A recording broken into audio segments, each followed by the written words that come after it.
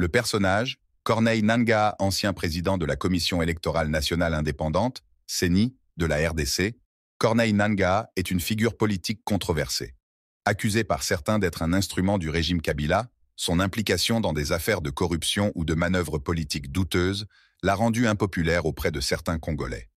En 2023 à 2024, Nangaa est accusé de collusion avec des groupes rebelles comme le M23, soutenus selon plusieurs rapports par le Rwanda. Il est soupçonné d'avoir participé à une stratégie plus large visant à affaiblir l'État congolais dans l'Est et faciliter l'exploitation illégale de ressources minières. 2. Le coltan de Rubaya et le détournement via le Rwanda. Le coltan, colombo-tantalite, est une ressource stratégique pour les technologies modernes, smartphones, ordinateurs, batteries, etc. Le site de Rubaya, au nord Kivu, est l'un des plus riches du monde.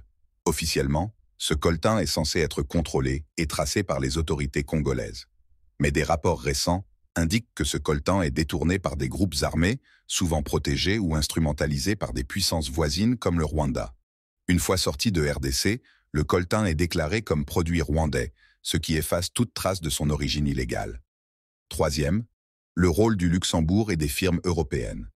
Selon certaines enquêtes, des entreprises basées au Luxembourg, ou ayant des filiales dans ce pays, achètent du coltan qui proviendrait en réalité de RDC, mais transitant via le Rwanda.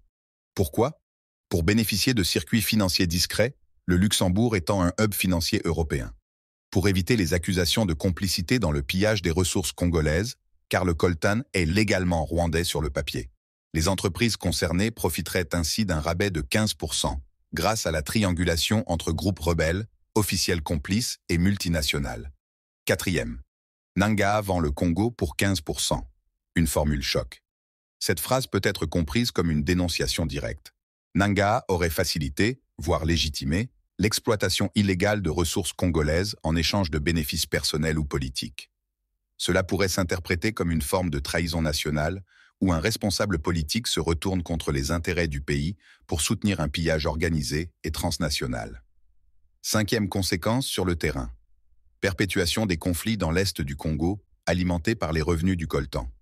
Affaiblissement de la souveraineté congolaise sur ses ressources stratégiques. Complicité internationale, avec des États et entreprises qui ferment les yeux sur l'origine réelle des minerais.